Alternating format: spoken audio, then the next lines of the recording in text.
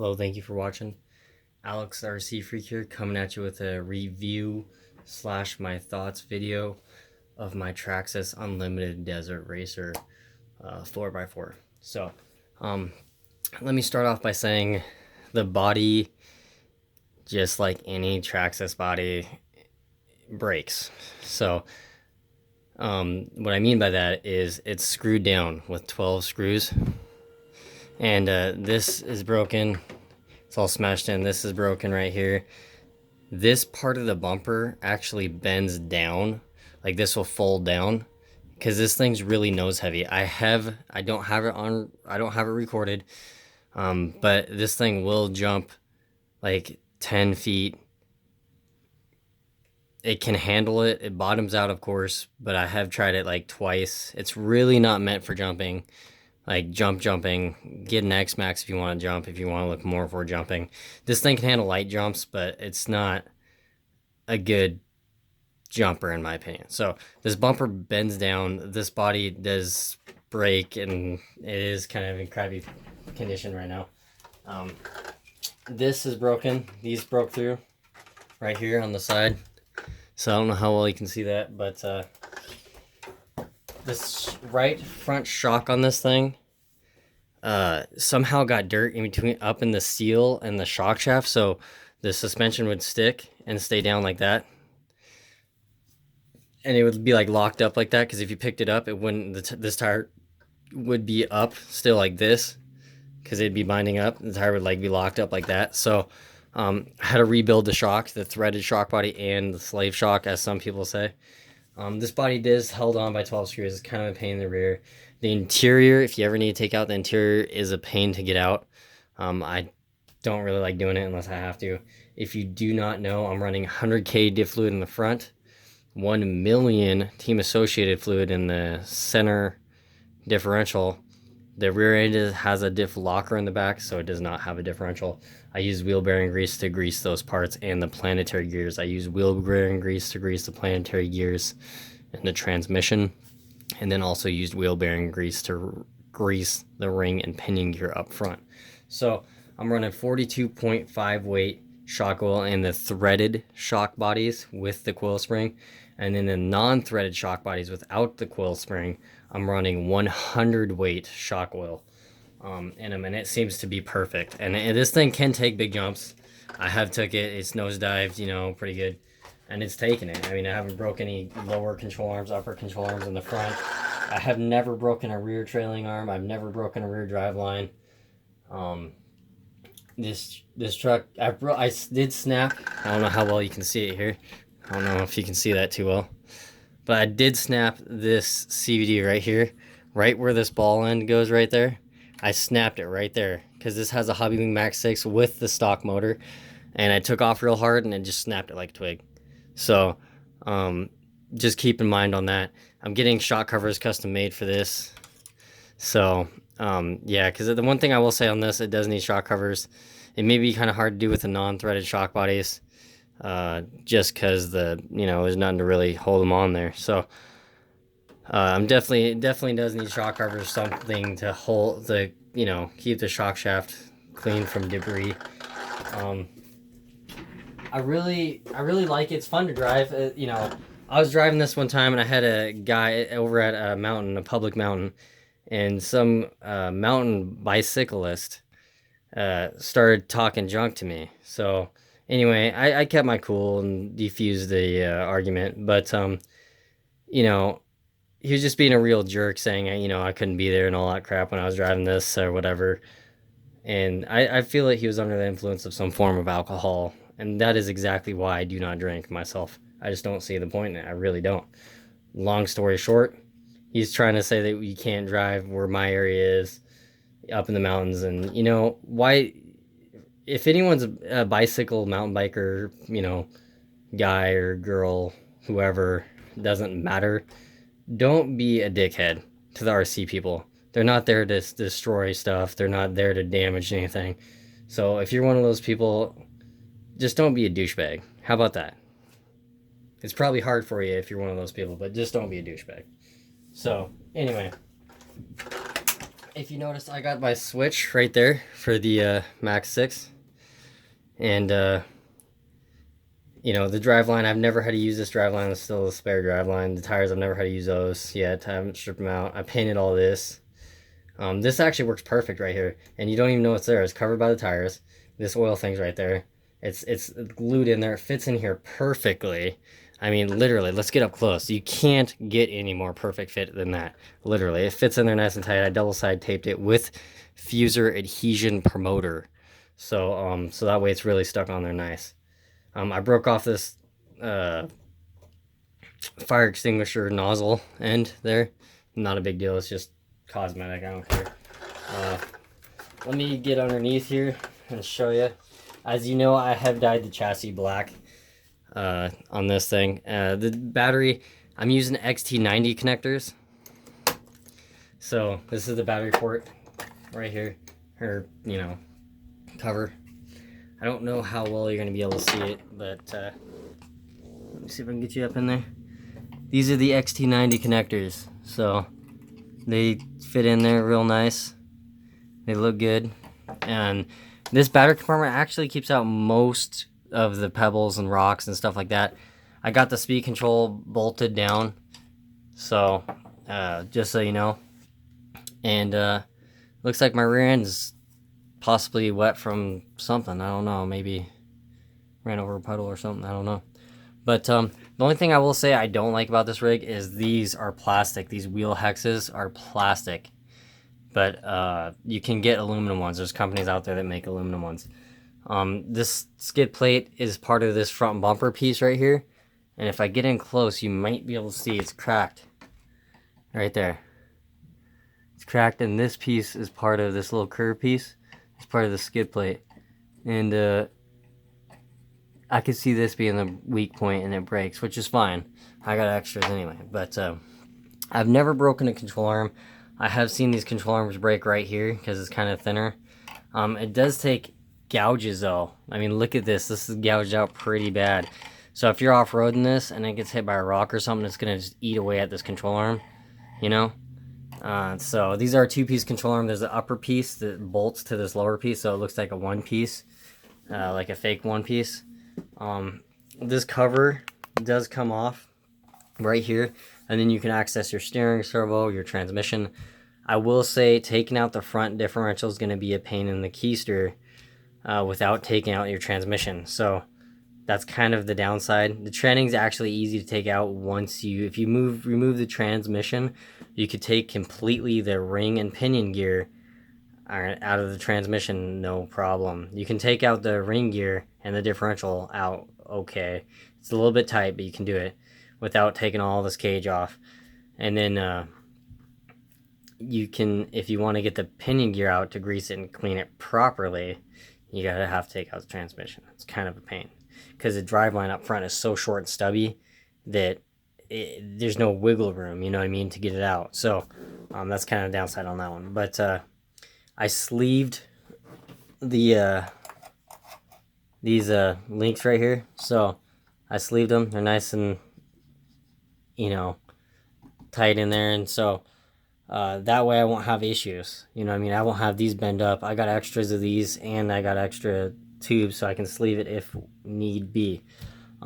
This rear axle seems to be holding up actually really well. I haven't cracked it. I haven't damaged it. I haven't had any issues with dirt getting inside here that I've experienced. So, but like I say, I really make sure my vehicles are as clean as they can be. Right now, this one is a little bit dirty, so forgive me for that. But I do really try to keep my vehicles like brand new clean. I just, like I said, I'm so busy. I thought I might make a review before it's too late. These tires, they get okay-ish grip. On the grip from tires from 1 to 10, 10 being the best, 1 being the worst, I'd grip the tires like a 2.5. So they're not the best grip. Let's see here. Let's get you a little lower here. See if I can get it. I'm gonna do my best to get it all in the frame here. But the differential durability, awesome. The diffs hold up great. This thing will pop wheelies with the Max 6. I do have the punch level on the Max 6 on level 5, so that way it can actually, you know, be getting going, you know what I mean? So I do like this little cover. It completely keeps the dirt out. It really does work actually very well. I have not experienced this falling off, and I've jumped it pretty high a couple times. Like I say, I don't jump it high all the time every time I take it out. I'm going to mainly use this as a trail run vehicle. Maybe some super light jumps, just kind of put off of them, but not major jump it really high and then, you know, land. But I mean, if you can finesse, you got to do a lot of finessing in this in midair to get it to jump really glassy smooth. So the biggest thing I would say is the downfall on this is stock shock oil weight is 30 weight shock oil, which is like ridiculously soft. It's too soft in my opinion. So I recommend putting, you know, thicker shock fluid in there.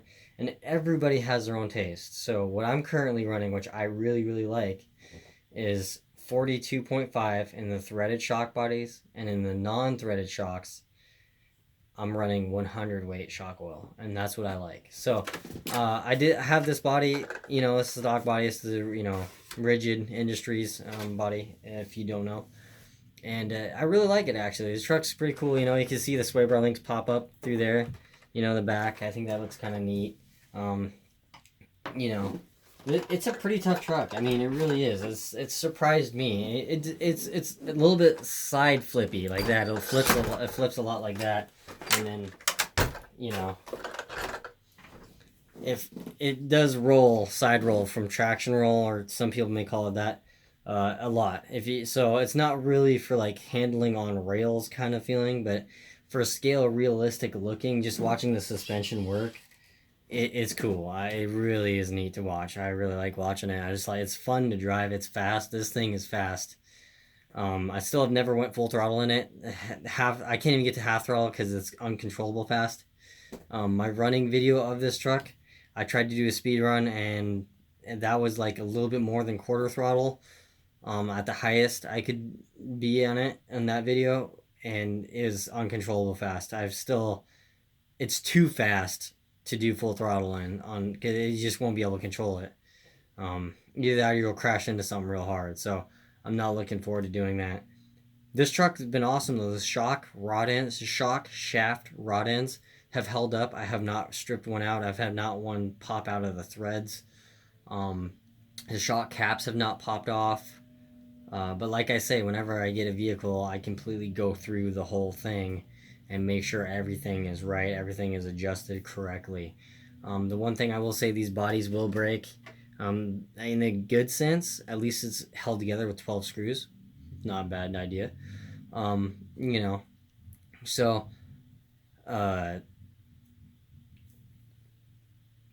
my final, would I recommend this? Yes, I actually would. If you're into scale light jumping, I would not recommend this for a hardcore basher, if you want to call it that. It is not a hardcore basher. It can probably handle it to a point if you get really, really, really skilled at jumping this particular vehicle. Um, it's a fun rig to drive. Don't get me wrong. I love it. The stock speed control is the same one as in the eVivo 2.0. It works okay. I don't think for the vehicle this size, I don't think that speed control is adequate enough. So I put a Hobby Max 6 in there, which is more than adequate enough for this. And a 2,200 kV motor is more than enough power. It gives you good torque, great speed. On 6S, that's all I run my vehicles on, just so you know, a 6S. I don't really ever run them on 4S ever. So 6S, it runs awesome, works perfect. The cooling fan died on my Max 6 after like the second run, so I don't know. I just put another one in it. But yeah, it's a cool rig, you know. The tread lugs are scale looking, realistic looking. I'm not a big fan of BF Goodrich tires, in my opinion, but I just think they look kind of weird. But this particular tire tread block design doesn't look terrible in my opinion. So, but like I say, the review on this truck, would I recommend it to a friend? Yeah. If you're into like the deserty truck kind of styling, scaleistic kind of stuff, it's awesome. If you're a scale rock crawler guy and you like scale RC vehicles, type of RC vehicles, I think you guys would love a truck like this. I think it'd be very awesome for you guys to own, and probably be an awesome experience for you. So I like it for the scaleness. I don't really like it for the jumping per se. It's not really that good of a jumper, unless you really get on the throttle hard. Like if you jump it, it likes to do this right off the bat. So if you jump it and it's doing this, you gotta really mash the throttle to get it up to land right. So if you go off a jump, it wants to do this all the time. So go off a jump, you gotta stay on the throttle and then let it go throttle, because you don't want to land on the throttle because you could damage your drivetrain components. But yeah, this thing, it hasn't broke anything. It's been awesome, actually. Really, it's been a great rig. I would recommend running XT90 connectors even with the factory speed control, only because the XT90s can handle 90 amps continuous, which is more than adequate enough for this vehicle. So I just want to state that and kind of, let you guys know on that. Uh, you know, it's a sweet truck for scale realistic, stuff. One thing I will say, thread these shocks down a little bit from the top of the shock cap. Thread them down a little bit. The preload collars. And if you don't know what that is, I'll see if I can get that in the picture for you. See, this is the preload collar right here. This little black piece right here is the preload collar. This is your coil spring. This is your threaded shock body. It has threads on it. This is your shock cap. So you want to adjust this preload collar. I have it about a 1/4 inch way down, and you want to adjust this preload collar down a little bit. So just a little bit. If you do it too high, it could bind up your CVDs. So don't thread it down too much, because you bind up your suspension. So I don't know why they have the threaded part going all the way down to there. I don't know how well you can see that. See if you can get you a better view. So, but yeah, the threaded part goes all the way down to here. So I don't know why they went that far, because I don't know why anyone would want to thread it down that far. That's a long ways to thread it down. So anyway, but yeah, it works really nice. It's an awesome truck. It's worked for me great. Only issue I had is I snapped an axle, front axle, CVD axle, because I took off too hard. So yeah, and the front bumper is broken. So just saying, that's about how much I have it threaded down. If you go any more than that, you could just risk the front end binding on the constant velocity drive shafts. So it's a sweet truck. I really like the truck. I like the wheels look. I wish they had a little bit grippier tires. These tires are kind of like slicks. It drifts. This thing is an awesome drifter. You can fishtail the rear end all you want. So you can, slide its keister around in this thing, if you want to say it like that, all over the place. And it's fun to drift around. It's a blast, actually. But anyway, yeah, thank you for watching the video. I'm probably going to end it here. I did get a body for it. I can show you. Let me go grab it. Okay, so here's the body I did. I did gunmetal metallic black right there. I blended the silver. I don't know how well you can see that. I blended the silver in with the red. I'd used metallic red. I backed it with silver so it has a little bit more flake. I did these flames on the side. There's the red. There's the red. I did the taillights clear, like I usually do. But yeah, that's what it looks like. I did these flames myself. They didn't turn out exactly perfect, so it is what it is. But yeah, I did this black, metallic black, and it's a really pretty red in the sunlight. It pops. It has a lot of flake in it. It's really pretty. But yeah, I did the front end black. I don't like stickers. I do clear headlights. That's kind of like my signature thing with any bodies I do. I leave the headlights and taillights clear.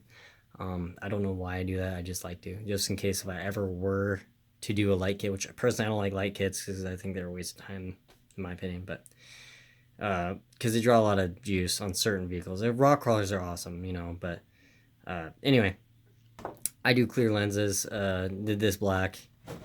I did this gunmetal. I think it looks cool. I mean, I blended it. It's the first time I actually tried to blend the paint with the red, and it's actually, I think, really cleanly done in my opinion. But let me know what you guys think. You know, like I say, everyone has their own taste, and that's the beauty of this hobby. That's why I love it.